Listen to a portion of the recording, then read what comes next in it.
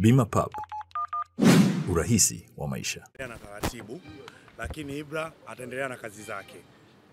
Sema Ibra ataendelea na kazi zake, kati tuliona tangazo kwamba haruhusiwi kufanya chochote kwenye sanaa. Baada ya baraza la sanaa kutoa majibu na kila kitu kitaenda sawa. Na atafanya kazi baraza la sanaa. Na anafanya kazi kwa chini ya nani sasa?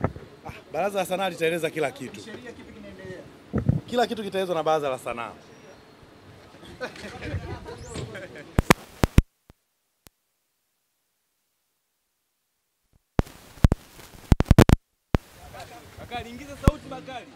Mtazamaji wa Global TV, kama unavyoona gari ya Ibra ikiwa inatoka hapa Basata, na kama ulivyosikia machache ambayo yamezungumzwa na Ibra mwenyewe, lakini pia anadaiwa kuwa mwanasheria wake akiwa amezungumza kwa namna moja au nyingine, na ndivyo ambavyo unaona gari sasa ikiwa inaondoka hapa Basata. Bado kigagaziko na maneno mengi na yanazungumzwa kuhusiana na hili sakata linaloendelea kati ya Ibra na uongozi wake wa Konde Gang. Ndivyo anavyoondoka hapa Basata kwa namna yake. Tazama jinsi ambavyo gari ya Ibra inasepa muda huu hapa Basata, kama uonavyo mtazamaji wa Global TV.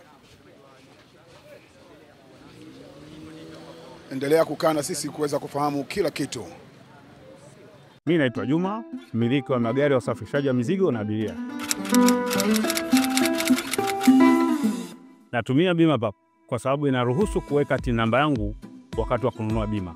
Inafanya iwe rahisi kudai vati kutoka TRA kwa kutumia hati hiyo ya bima.